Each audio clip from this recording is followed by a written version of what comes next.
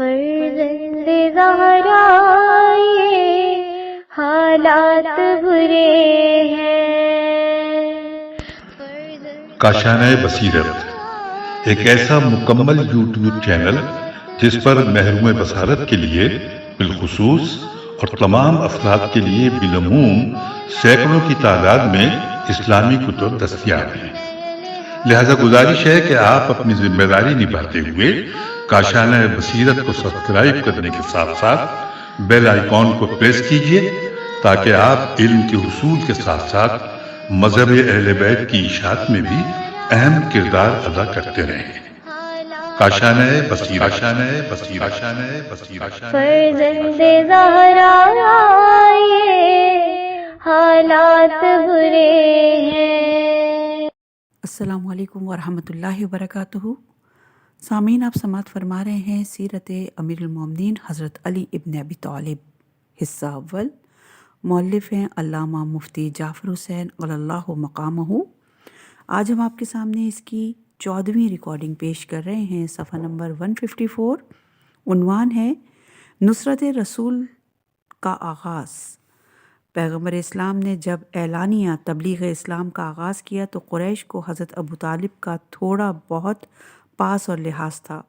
انہوں نے براہ راست مزاحمت کرنے کے بجائے اپنے لڑکوں بالوں کو یہ سکھایا کہ وہ حضرت صلی اللہ علیہ وآلہ وسلم کو جہاں پائیں ستائیں اور ان پر اینٹ پتھر برسائیں تاکہ وہ تنگ آ کر بت پرستی کے خلاف کہنا چھوڑ دیں اور اسلام کی تبلیغ سے کنارہ کش ہو کر گھر میں بیٹھ جائیں۔ چنانچہ جب پیغمبر اکرم صلی اللہ علیہ وآلہ وسلم گھر سے نکلتے تو قریش کے لڑکے پیچھے لگ جاتے، کوئی خس و خاشاک پھینکتا، کوئی اینٹ پتھر مارتا۔ حضرت صلی اللہ علیہ وآلہ وسلم آرزودہ خاطر ہوتے، اذیتیں برداشت کرتے، مگر زبان سے کچھ نہ کہتے اور نہ کچھ کہنے کا محل تھا، اس لیے کہ بچوں سے الجھنا اور ان کے منہ لگنا کسی بھی سنجیدہ انسان کو زیب نہیں دیتا۔ ایک مرتبہ حضرت علی علیہ السلام نے آپ کے جسم مبارک پر چوٹوں کے نشان دیکھے تو پوچھا کہ یا رسول اللہ، یہ آپ کے جسم پر نشانات کیسے ہیں؟ پیغمبر صلی اللہ علیہ وآلہ وسلم نے بھرائی ہوئی آواز میں کہا، اے علی، قریش خود تو سامنے آتے نہیں، اپنے بچوں کو سکھاتے پڑھاتے ہیں کہ وہ مجھے جہاں پائیں تنگ کریں۔ میں جب بھی گھر سے نکلتا ہوں تو وہ گلیوں اور بازاروں میں جمع ہو جاتے ہیں اور ڈھیلے پھینکتے ہیں اور پتھر برساتے ہیں، یہ انہی چوٹوں کے نشانات ہیں۔ علی نے یہ سنا تو بے چین ہو کر کہا، یا رسول اللہ، آئندہ آپ تنہا کہیں نہ جائیں، جب جانا ہو مجھے ساتھ لے جائیں۔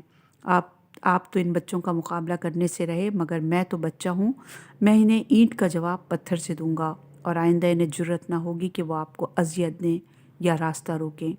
دوسرے دن پیغمبر صلی اللہ علیہ وآلہ وسلم گھر سے نکلے تو حضرت علی علیہ السلام کو بھی ساتھ لے لیا۔ قریش کے لڑکے حسب عادت ہجوم کر کے آگے بڑھے۔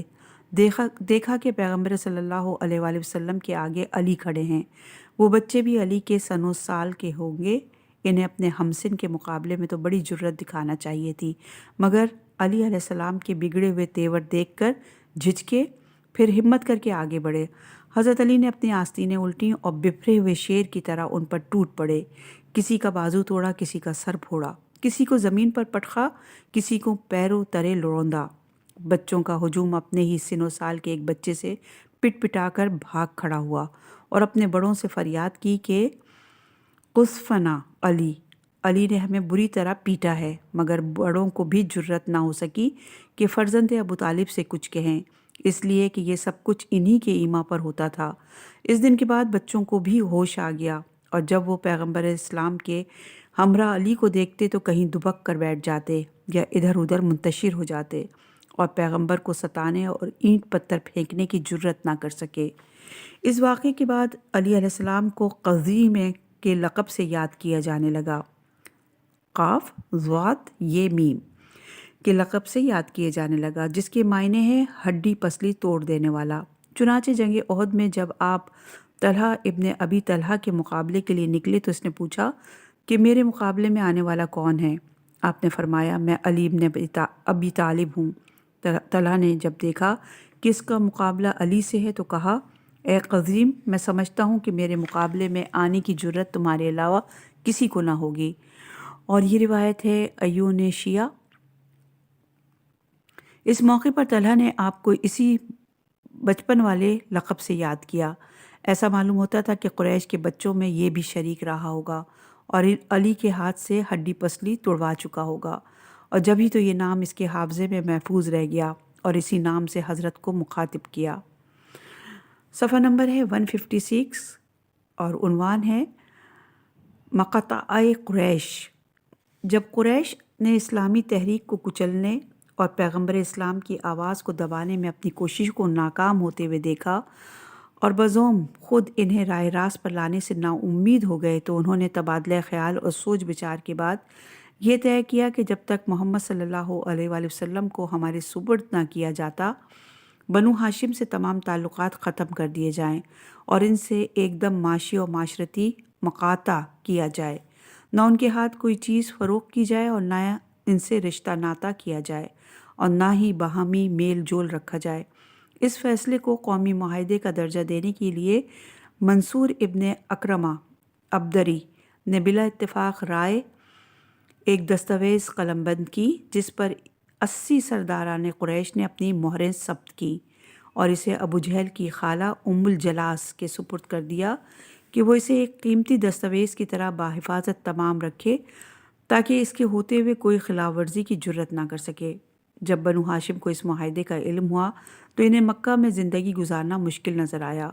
انہوں نے شہر سے دور ایک درہ کوہ میں جو شیب ابی طالب کے نام سے موسوم تھا پناہ لے لی، اور وہ اہل مکہ سے ان سے بے تعلق ہو گئے، بلکہ قریش کے اس باہمی معاہدے کا اثر دوسرے قبائل پر بھی پڑا اور کسی کو ان سے راہ و رسم رکھنے اور ان کے ہاتھ کوئی چیز بیچنے یا کھانے پینے کا سامان پہنچانے کی ہمت نہ ہو سکی۔ ابو العاص ابن ربیع، حکیم ابن حزام اور حشام ابن عمرو کبھی کبھار چوری چھپے اونٹوں پر غلہ لاد کر انہیں شعیب کی طرف ہکا دیتے، یا حج کے دنوں میں تھوڑا بہت غلہ مہنگے داموں خرید لیا جاتا اور اس سے گزر بسر کی جاتی۔ اس گراں خریداری اور مسلسل بیکاری کے نتیجے میں رہی سہی پونجی ختم ہو گئی، فاقوں پر فاقے ہونے لگے اور درختوں کے پتے چبانے کی نوبت آ گئی۔ بڑے تو صبر کر لیتے تھے، مگر بچے بھوک سے بلبلاتے اور ان کے رونے چیخنے کی آوازیں دوسرے سنتے تھے، مگر نہ ان پر کسی کو ترس آتا تھا اور نہ کسی کا دل پسیجتا تھا۔ قریش ان کی بے کسی اور خستہ حالی سے متاثر ہونے کے بجائے خوش ہوتے اور رسد رسانی کے ذرائع پر کڑی نظر رکھتے۔ قریش کی تشدد پسندانہ طبیعتوں کا تقاضا یہی تھا اور ان سے اسی کی توقع کی جا سکتی تھی، مگر تعجب اس پر ہے کہ مکہ میں مسلمانوں کی ایک جماعت موجود تھی جن میں کچھ متمول اور کھاتے پیتے افراد بھی تھے، مگر تاریخ یہ بتانے سے قاصر ہے کہ قید و بند کے اس طویل عرصے میں کسی نے ادھر جھانک کر بھی دیکھا ہو کہ پیغمبر اور ان کے عزیز و اقارب کس حال میں ہیں، یا چوری چھپے کوئی مدد امداد کی ہو، جبکہ چند افراد جو اس وقت تک اسلام نہ لائے تھے کسی نہ کسی طرح مدد کر دیتے تھے۔ آرام و راحت کے دنوں میں محبت و دوستی کے دعوے کہاں، اور فقر اور پریشان حالی میں یہ بے رخی کہاں۔ قریش اپنے مقام پر یہ سمجھے بیٹھے تھے کہ بنی ہاشم ان شدائد کو برداشت نہ کر سکیں گے اور پیغمبر کا ساتھ چھوڑ کر الگ ہو جائیں گے، اور جب وہ اکیلے رہ جائیں گے تو بڑی آسانی سے ان کی آواز کو دبا دیا جائے گا۔ مگر بنی ہاشم نے ایک لمحے کے لیے بھی ان کا ساتھ چھوڑنا گوارا نہ کیا اور پوری جرت اور پامردی سے تکالیف اور شدائد کا مقابلہ کرتے رہے۔ اس محاصرے میں ابو طالب کا کردار ایک مثالی حیثیت رکھتا ہے۔ نہ ان کے پائے استقامت میں جنبش آئی اور نہ ان کے استقلال میں کوئی فرق آیا، بلکہ بڑی خندہ پیشانی سے ان جاگداز مصیبتوں کو برداشت کرتے رہے۔ اس قید و بند میں انہیں کوئی فکر تھی تو یہ کہ کہیں دشمن اچانک حملہ کر کے پیغمبر کو گزند نہ پہنچائے یا انہیں قتل کر دے۔ دن تو کسی نہ کسی طرح کٹ جاتا تھا، البتہ رات کے اندھیرے میں بڑا خطرہ بڑھ جاتا تھا۔ آپ راتوں کو اٹھ کر حضرت صلی اللہ علیہ وآلہ وسلم کے گرد پہرا دیتے یا انہیں سوتے سے جگا کر کسی دوسری جگہ پہنچا دیتے اور ان کے بستر پر اپنے بیٹوں میں سے کسی کو سلا دیتے تاکہ حملہ ہو تو ان کا کوئی بیٹا کام آ جائے اور حضرت صلی اللہ علیہ وآلہ وسلم پر آنچ نہ آئے۔ علامہ حلبی نے تحریر کیا ہے کہ ابو طالب ہر شب حضرت صلی اللہ علیہ وآلہ وسلم سے کہتے کہ اپنے بستر پر جائیے اور آرام فرمائیے، اور جب دوسرے لوگ سو جاتے تو پیغمبر کو اٹھاتے اور اپنے کسی بیٹے یا بھائی یا اپنے ام سے کہتے کہ وہ حضرت صلی اللہ علیہ وآلہ وسلم کے بستر پر سو جائے، اس اندیشے سے آپ کے بدخواہوں میں سے کوئی اچانک حملہ کر کے انہیں قتل نہ کر دے۔ اور یہ روایت موجود ہے سیرت حلیبیہ جلد نمبر 1 صفحہ نمبر 342 پر۔ یہ خدمت اکثر و بیشتر حضرت علی سے لی جاتی اور انہی کو حضرت کے بستر پر سلاتے۔ چنانچہ ابن ابی الحدید نے تحریر کیا ہے کہ جب پیغمبر اکرم صلی اللہ علیہ وآلہ وسلم کی خوابگاہ کا کسی کو علم ہو جاتا تو ابو طالب کو خطرہ محسوس ہوتا، آپ رات کے کسی حصے میں انہیں سوتے سے جگاتے اور اپنے بیٹے علی کو ان کی جگہ پر سلا دیتے۔ اور یہ روایت موجود ہے شرح ابن ابی الحدید جلد نمبر 3 صفحہ نمبر 310۔ یہ قید و بند کا سلسلہ بعثت کے 7ویں سال یکم محرم سے شروع ہوا اور بعثت کے 10ویں سال جبکہ بنو ہاشم کو مصائب اور شدائد برداشت کرتے ہوئے 3 برس گزر چکے تھے، کچھ لوگوں کو قریش کے ظلم و ستم اور بنو ہاشم کی مظلومیت کا احساس ہوا اور انہوں نے چاہا کہ اس معاہدے کو ختم کر کے پیغمبر اکرم صلی اللہ علیہ وآلہ وسلم اور ان کے عزیز و اقارب کو ان کے گھروں میں آباد ہونے کی اجازت دے دی جائے۔ چنانچہ مکہ کے ایک باس اثر شخصیت حشام ابن عمرو نے سلسلہ جنبانی کی اور زہیر ابن عبداللہ مخزومی سے کہا کہ اے زہیر، تمہاری والدہ عاتقہ عبد المطلب کی بیٹی تھیں، تمہیں کیوں کر گوارا ہوتا ہے کہ تم کھاؤ پیو مزے کرو اور عبد المطلب کی اولاد فاقوں پر فاقے کرے اور قید و بند کی سختیاں جھیلے؟ زہیر نے کہا مجھے یہ گوارا تو نہیں، مگر یہ سوچ کر چپ ہو جاتا ہوں کہ میں اکیلا کیا کر سکتا ہوں۔ حشام نے کہا کہ تم اکیلے نہیں ہو، میں تمہارے ساتھ ہوں، ہم دونوں کو مل کر کوشش کرنی چاہیے کہ یہ 2 آدمیوں کے بس کی بات نہیں ہے، ایک آدھ اور بھی ہونا چاہیے۔ کہا مطعم ابن عدی کے طور طریقوں سے ایسا معلوم ہوتا ہے کہ وہ ہمارا ساتھ دے گا، چلو اس کا اندیہ بھی معلوم کریں۔ جب انہوں نے اس سے بات چیت کی تو انہوں نے بڑی گرم جوشی سے ان دونوں کی رائے سے اتفاق کیا۔ ان لوگوں کے کھل کر سامنے آنے سے ابو النشتری ابن الحشام اور زمع ابن ابی الاسود بھی ان کے ہم خیال ہو گئے۔ اب یہ پانچوں کے پانچوں مل کر روسائے قریش کی مجلس میں آئے اور کہا کہ اے سرداران قریش، ہم اس مقصد سے آئے ہیں کہ تم لوگوں سے بنو ہاشم کی رہائی کا مطالبہ کریں۔ یہ بڑی ناانصافی ہے کہ ہم آرام چین سے زندگی گزاریں اور عبد المطلب کی اولاد قید و بند اور فقر و فاقہ میں دن کاٹے۔ ہم اس وقت تک چین سے نہیں بیٹھیں گے جب تک دستاویز کو پارا پارا نہ کر دیں اور بنو ہاشم کو ان کے گھروں میں لا کر نہ بسائیں۔ ابو جہل نے پیشانی پر بل ڈال کر کہا کہ ہم اس کی کبھی اجازت نہ دیں گے، وہ اپنے گھروں میں واپس آئیں، ان پر مکہ کے دروازے ہمیشہ ہمیشہ کے لیے بند کر دیے گئے ہیں۔ ادھر سے بھی سختی کا جواب سختی سے دیا گیا۔ قریش اپنی بات پر اڑ گئے اور کسی قیمت پر مقاطع سے دستبردار نہ ہونے پر آمادہ نہ ہوئے۔ قریب تھا کہ دونوں فریق آپس میں دست و گریباں ہو جائیں کہ دور سے ابو طالب کو اپنی سمت آتے دیکھا۔ اس خلاف توقع آمد سے ابو جہل یہ سمجھا کہ بنو ہاشم قید و بند کی سختیوں سے گھبرا کر محمد صلی اللہ علیہ وآلہ وسلم کو ہمارے حوالے کرنا چاہتے ہیں۔ جب ابو طالب وارد مجلس ہوئے تو سرداران قریش نے پوچھا کہ کیسے آنا ہوا؟ آپ نے فرمایا میرے بھتیجے نے مجھے خبر دی ہے اور میں نے ان کی زبان سے کبھی جھوٹ نہیں سنا کہ اللہ نے تمہاری دستاویز پر دیمک کو مسلط کر دیا ہے اور اللہ کے نام کے علاوہ ظلم و جور اور قطع رحمی پر مشتمل تمام عبارت کو چاٹ لیا ہے۔ اگر وہ سچے ثابت ہوں تو تم اپنے غلط رویے سے باز آ جاؤ، اگر جھوٹے ثابت ہوں تو میں انہیں تمہارے حوالے کر دوں گا، خواہ تم انہیں قتل کرنا یا زندہ رہنے دینا۔ یہ روایت موجود ہے طبقات ابن سعد جلد نمبر 1 صفحہ نمبر 209 پر۔ قریش نے ابو طالب کی اس منصفانہ پیشکش کو مان لیا اور دستاویز کو منگوا کر دیکھا۔ انہیں یہ دیکھ کر حیرت ہوئی کہ پیغمبر کے قول کے مطابق سرنامہ تحریر بسمک اللہ کے علاوہ تمام عبارت دیمک چاٹ چکی ہے اور ایک لفظ بھی خواندگی کے قابل نہیں رہا۔ اب قریش پیچ و تاب کھانے لگے اور حیل و حجت کر کے اپنی کہی ہوئی بات سے پہلو بچانے لگے۔ ابو جہل آخر تک یہی کہتا رہا کہ ہم ترک موالات کا معاہدہ ختم نہیں ہونے دیں گے، مگر حشام ابن عمرو اور ان کے ساتھیوں نے اس کی ایک نہ چلنے دی۔ مطعم ابن عدی نے اس دستاویز کو اٹھا کر پارا پارا کر دیا، معاہدہ کالعدم قرار دے دیا گیا اور بنی ہاشم درے کوہ سے باہر نکل کر دوبارہ اپنے گھروں میں آباد ہو گئے۔ بنی ہاشم کے لیے یہ دور انتہائی مشکلات کا دور تھا۔ ادھر قریش مادی طاقت کے بل پر ظلم و تشدد پر تلے ہوئے تھے، ادھر چند فاقہ کش ایک درہ کوہ میں دبکے سہمے پڑے تھے جو سامان راحت تو درکنار عام ضروریات زندگی سے بھی محروم کر دیے گئے تھے۔ بچے ہراساں، بڑے پریشان، خوف و دہشت کا عالم، اور ہر وقت یہ کھٹکا لگا رہتا تھا کہ کہیں دشمن اچانک حملہ نہ کر دے یا سوتے میں شب خون نہ مارے۔ ایسی پریشان حالی میں ہمتیں پست اور قوتیں مزمحل ہو جاتی ہیں اور اپنے بیگانے سب ہی ساتھ چھوڑ دیا کرتے ہیں، مگر ان محصورین نے اس طویل عرصے میں پہم کڑیاں جھیلی، فاقوں پر فاقے کیے، مگر کسی حالت میں پیغمبر اکرم صلی اللہ علیہ وآلہ وسلم کا ہاتھ نہ چھوڑا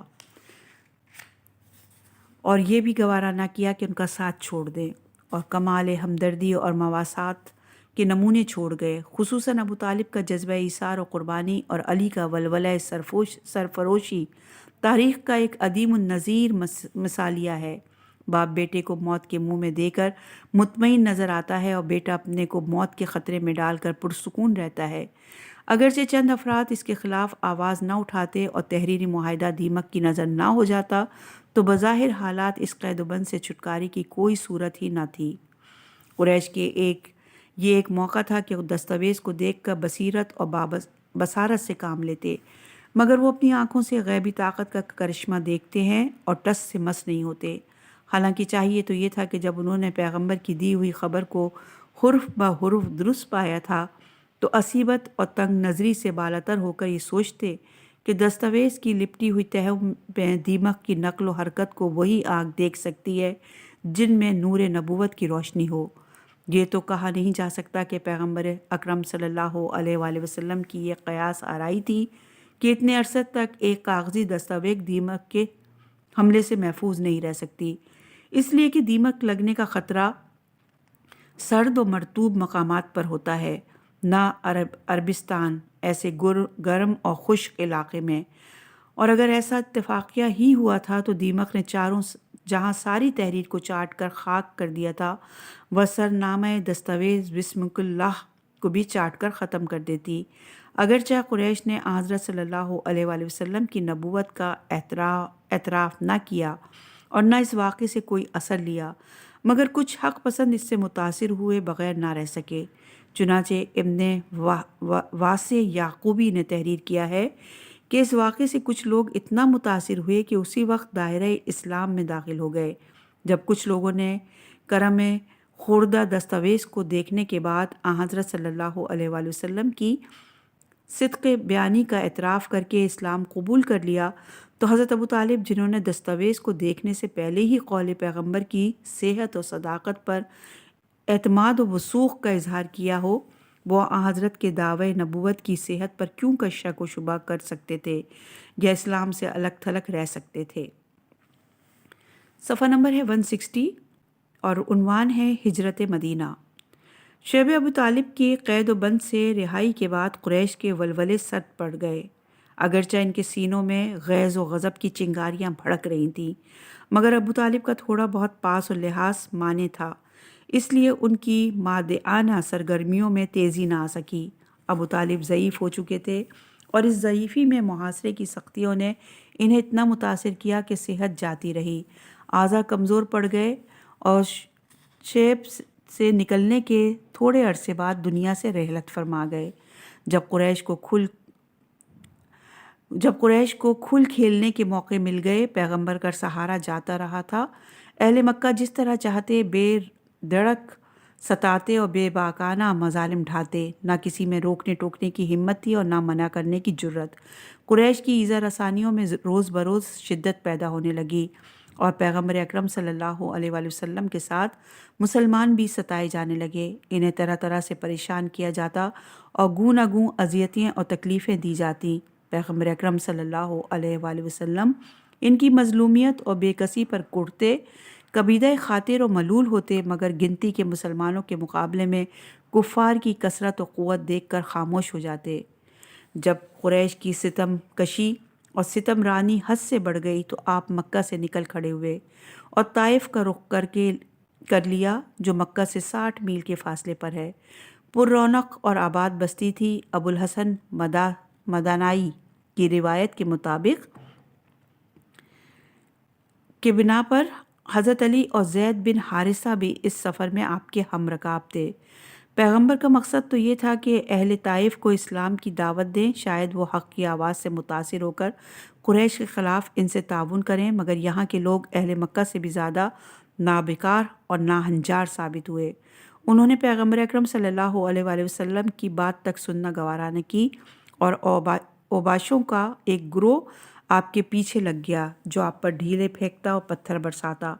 حضرت صلی اللہ علیہ وآلہ وسلم نے جوں توں کر کے 1 مہینہ یہاں گزارا اور آخر ان اوباشوں نے آپ کا پیچھا کر کے آپ کو شہر سے باہر نکال دیا۔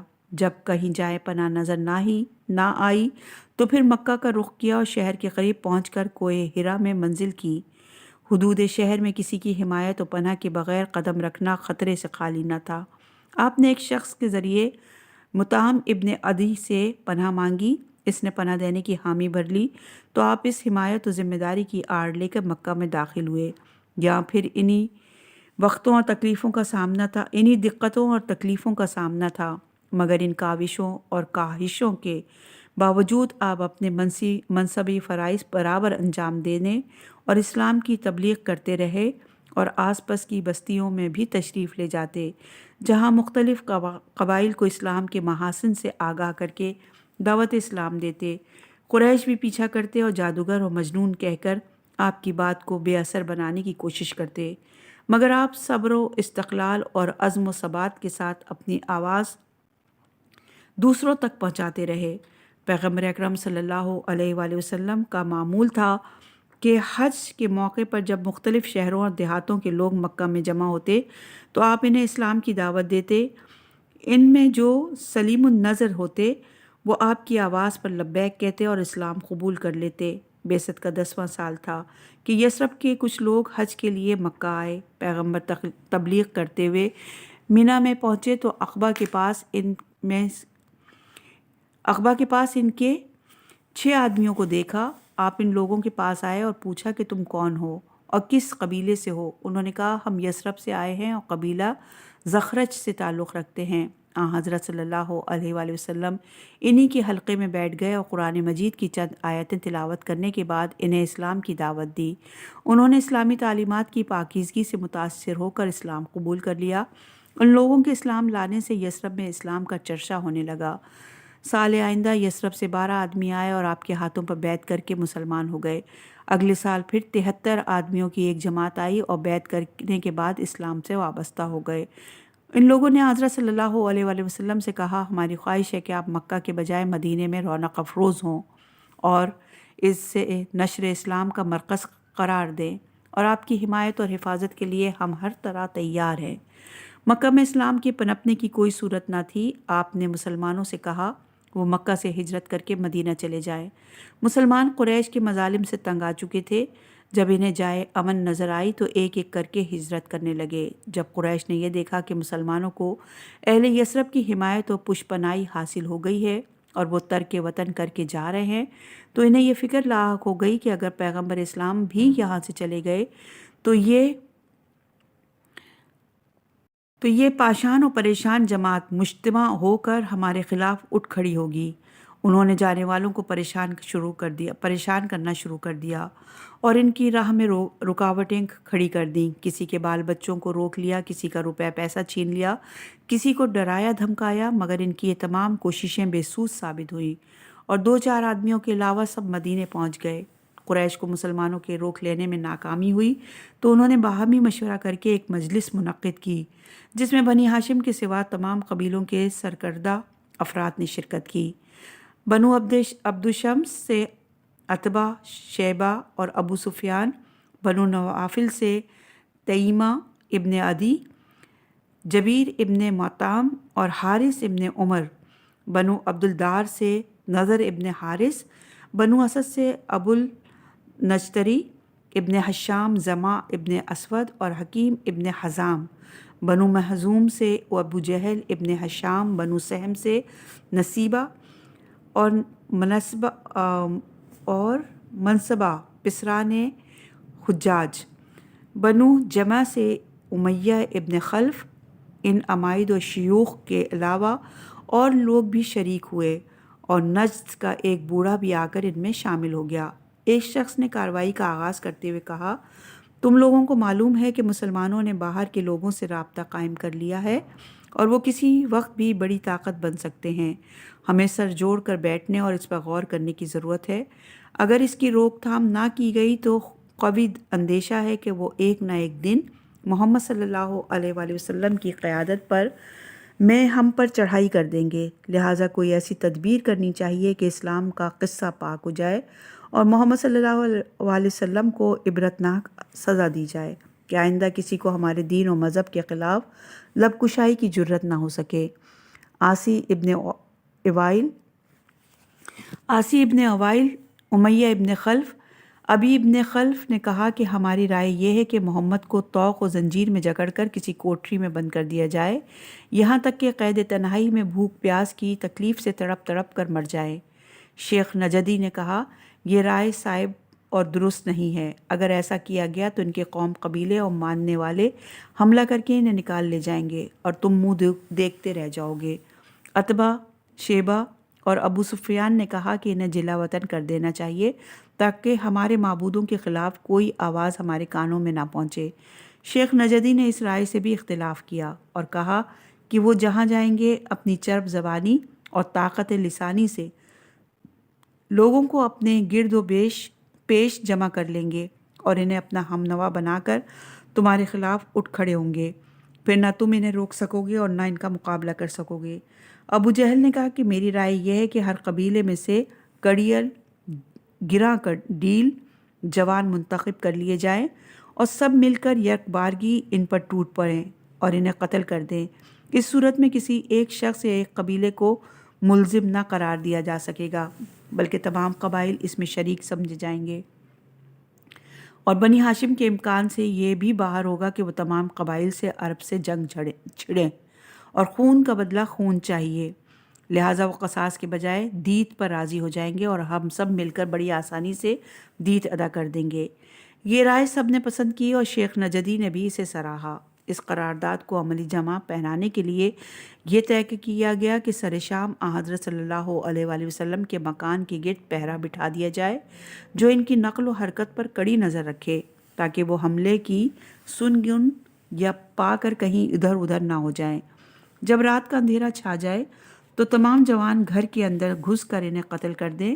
ادھر کفار قریش حضرت کے قتل کے منصوبے باندھ رہے تھے، ادھر قدرت نے ان کے ناپاک عزائم سے پیغمبر اکرم صلی اللہ علیہ وآلہ وسلم کو باخبر کر دیا اور ان کے منصوبے کو ناکام بنانے کی تدبیر بتا دی۔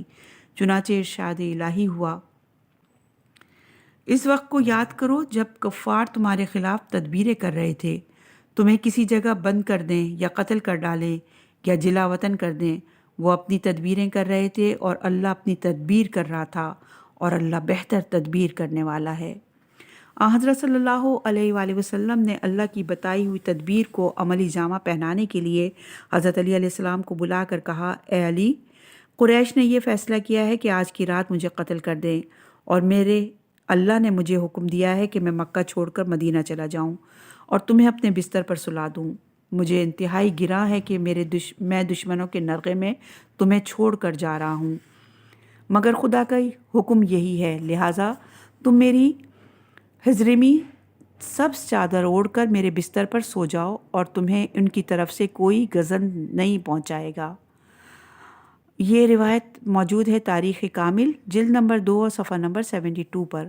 حضرت علی علیہ السلام نے بجائے اس کے کہ اپنے بارے میں مزید اطمینان کیا ہو یا یہ کہا ہو کہ آخر میری جان بھی تو خطرے میں پڑ جائے گی، یا کسی اور کو سلانے کا مشورہ دیا ہو یا کوئی عذر اور بہانہ تلاش کیا ہو، یہ پوچھا کہ یا رسول اللہ، کیا میرے سو جانے سے آپ کی جان بچ جائے گی؟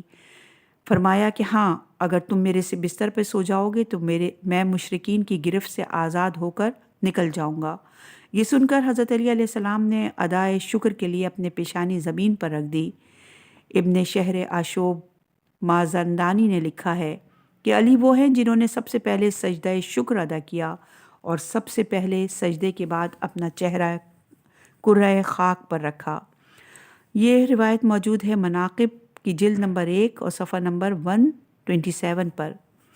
سجدہ شکر سے سر اٹھانے کے بعد عرض کیا، یا رسول اللہ، آپ تشریف لے جائیں، میں رات آپ کے بستر پر سوؤں گا۔ پیغمبر اکرم صلی اللہ علیہ وآلہ وسلم کفار قریش کی آنکھوں میں دھول جھونکتے ہوئے جبل سور کی طرف راہ سپا ہوئے اور حضرت علی علیہ السلام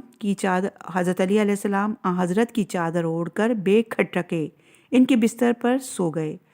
علامہ دیار بکری لکھتے ہیں، ہجرت کی شب جب علی ابن ابی طالب بستر رسول پر سوئے تو اللہ تعالیٰ نے جبرائیل اور میکائیل کی طرف وحی کی کہ میں نے تم دونوں میں رشتہ اخوت قائم کیا ہے، ایک کی زندگی دوسرے سے دراز کی ہے، تم میں کون ہے جو دوسروں کے لیے زندگی کا ایثار کرے؟ ان دونوں نے اپنے لیے ہی زندگی کو چاہا۔ خدا نے ان دونوں پر وحی کی کہ تم علی کی مثل کیوں نہ ہو جاؤ، میں نے انہیں محمد کا بھائی بنایا، وہ اپنی جان پر کھیل کر ان کے بستر پر سو رہے ہیں، تم دونوں زمین پر اترو اور جا کر دشمنوں سے ان کی حفاظت کرو۔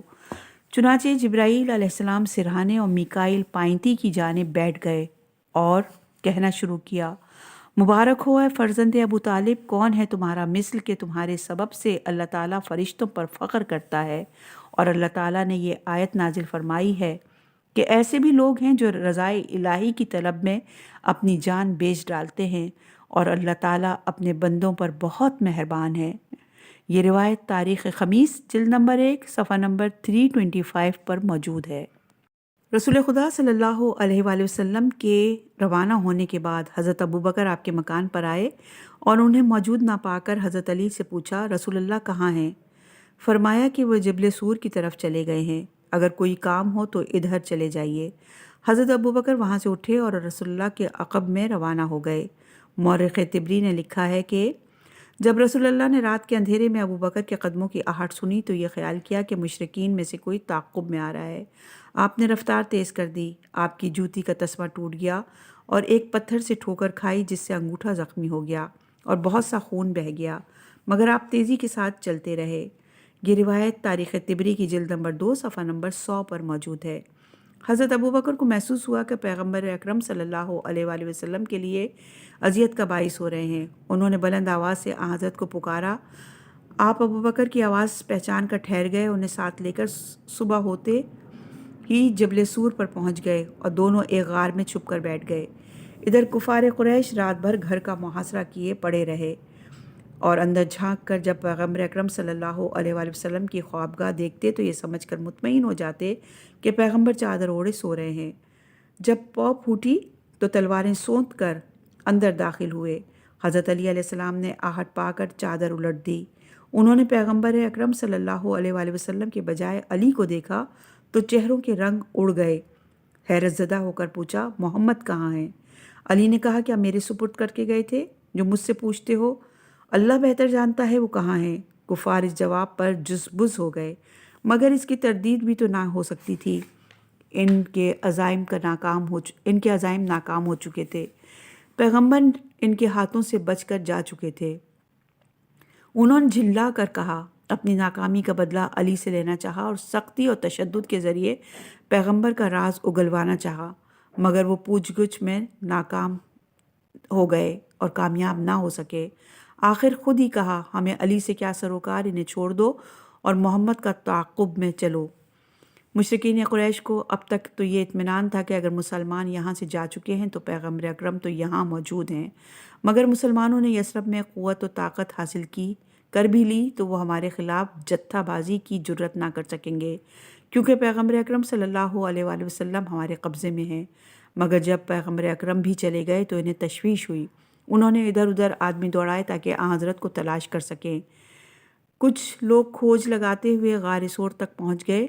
غار سور سے آگے کوئی نشان قدم نہیں تھا اور نہ غار کے اندر داخل ہونے کے آثار۔ غار کے منہ پر مکڑی نے جالا تن دیا تھا اور کبوتروں نے آشیانہ بنا لیا تھا، ان کی سمجھ میں کچھ نہیں آ رہا تھا کہ حضرت صلی اللہ علیہ وآلہ وسلم زمین میں سما گئے یا آسمان پر چڑھ گئے۔ آخر وہاں سے ناکام پلٹے ابو جہل نے اعلان کیا جو حضرت صلی اللہ علیہ وآلہ وسلم کو واپس لائے گا اسے 100 اونٹ بطور انعام دیے جائیں گے۔ سراقہ ابن مالک انعام کے لالچ میں حضرت صلی اللہ علیہ وآلہ وسلم کے تعاقب میں گیا۔ اس نے حضرت صلی اللہ علیہ وآلہ وسلم کو دیکھ بھی لیا، مگر ہیبت اور جلال نبوت سے مروب ہو کر واپس آ گیا۔ آپ نے 3 شبانہ روز غار میں قیام کیا اور 5 ربیع الاول کو مدینے کی سمت روانہ ہوئے اور مدینے سے 3 میل ادھر بنی عمرو ابن عوف کی بستی قبا میں ٹھہر گئے اور علی کے آنے تک وہیں ٹھہرے رہے۔ پیغمبر اکرم صلی اللہ علیہ وآلہ وسلم کی ہجرت کے بعد حضرت علی علیہ السلام 3 دن مکہ میں رہے اور جن لوگوں کی امانتیں حضرت کی تحویل میں تھیں انہیں واپس کیں، اور چوتھے دن فاطمہ بنت محمد، فاطمہ بنت زبیر اور فاطمہ بنت اسد کو محملوں پر سوار کر کے مدینے کی طرف روانہ ہو گئے۔ قریش کو جب یہ معلوم ہوا کہ علی بھی مکہ چھوڑ کر جا چکے ہیں تو انہیں اپنی ذلت کا احساس ہوا اور انہیں روک لینے کے لیے 8 سواروں کو ایک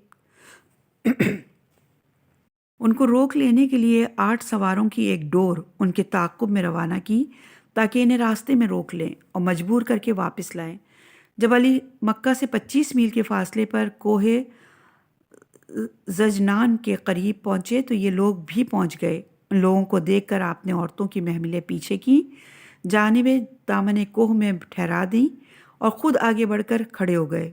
انہوں نے آپ کو گھیرے میں لے کر سخت لہجے میں کہا، آپ مکہ واپس چلیں اور اگر آپ چلنے پر آمادہ نہ ہوئے تو ہم آپ کو زبردستی لے جائیں گے۔ حضرت نے سنی انسنی کر دی اور حصار توڑ کر آگے بڑھے۔ حرب ابن امیہ کے غلام جناح نے تلوار نیام سے کھینچ لی اور راستہ روک کر کھڑا ہو گیا۔ حضرت کے تیور بدلے، تلوار کے قبضے پر ہاتھ رکھا اور قدم آگے بڑھائے۔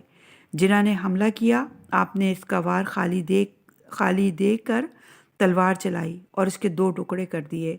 ان کے ہمراہیوں نے یہ منظر دیکھا تو خوف زدہ ہو کر بھاگ کھڑے ہوئے اور جدھر سے آئے تھے ادھر واپس چلے گئے۔ حضرت نے وہ رات کوہ زنجان کے دامن میں بسر کی اور صبح ہوتے ہی مدینے کی طرف چل دیے۔ گرمی کا موسم تھا، باد سموم کے تھپیڑے، جھلسے ہوئے ریگزاروں اور تپتے ہوئے صحراؤں کا پاپیادہ اور طویل سفر۔ تلوؤں میں چھالے پڑ گئے، تکان اور خستگی سے بے حال ہو گئے، مگر ایک لگن تھی جو آگے بڑھائے لے جا رہی تھی اور ایک ولولہ تھا جو کھینچے چلے جا رہا تھا۔ آخر منزلوں پر منزلیں طے کر کے مقام قبا میں حضرت صلی اللہ علیہ وآلہ وسلم کی خدمت میں باریاب ہوئے۔ رسول خدا نے آگے بڑھ کر انہیں سینے سے لگایا، آنکھوں میں آنسو چھلک آئے، اپنے ہاتھوں سے جسم پر پڑی ہوئی گرد جھاڑی اور انہیں ساتھ لے کر مدینے میں وارد ہوئے۔ حضرت علی نے بستر رسول پر سو کر جس سرفروشی اور جاں بازی کا مظاہرہ کیا وہ تاریخ میں اپنی مثال نہیں رکھتا۔ انہیں پیغمبر کی زبانی معلوم ہو چکا تھا کہ کفار قریش حضرت کے قتل کا فیصلہ کر چکے ہیں اور وہ آج ہی کی رات ہے جس میں وہ اپنے ناپاک ارادے کی تکمیل کریں گے۔ ایسے پرہول اور پرخطر موقع پر جبکہ چاروں طرف خون کے پیاسوں کا نرغہ تھا، کھینچی ہوئی تلواروں کا گھیرا تھا اور ہر آن دشمن کے حملہ آور ہونے کا اندیشہ تھا، آپ اطمینان قلب و سکون خاطر کے ساتھ پیغمبر کی چادر اوڑھ کر ان کے بستر پر سو گئے۔ نہ دشمن کے عزائم سے خوف زدہ ہوئے، نہ تلواروں کی چمک سے ہراساں، نہ کسی قسم کا حزن و کرب تھا، نہ خوف و اضطراب۔ اگر کچھ بھی خوف و خطر محسوس کرتے تو سونے کے بجائے چوکنا ہو کر بیٹھ جاتے یا صرف آنکھیں بند کر کے لیٹے رہتے، مگر آج کی رات اپنی جان سے بے نیاز ہو کر تحفظ رسالت کا فریضہ ادا کرنا تھا اور جاگنے کے بجائے سو کر اطمینان و بے خوفی اور عزم جان سپاری کی جھلک دکھانا تھی۔ انہیں کوئی تشویش تھی تو یہ کہ پیغمبر کی زندگی پر آنچ نہ آنے پائے اور وہ دشمنوں کے نرغے سے نکل کر صحیح و سالم منزل مقصود پر پہنچ جائیں، اور اپنی جان رہے یا نہ رہے۔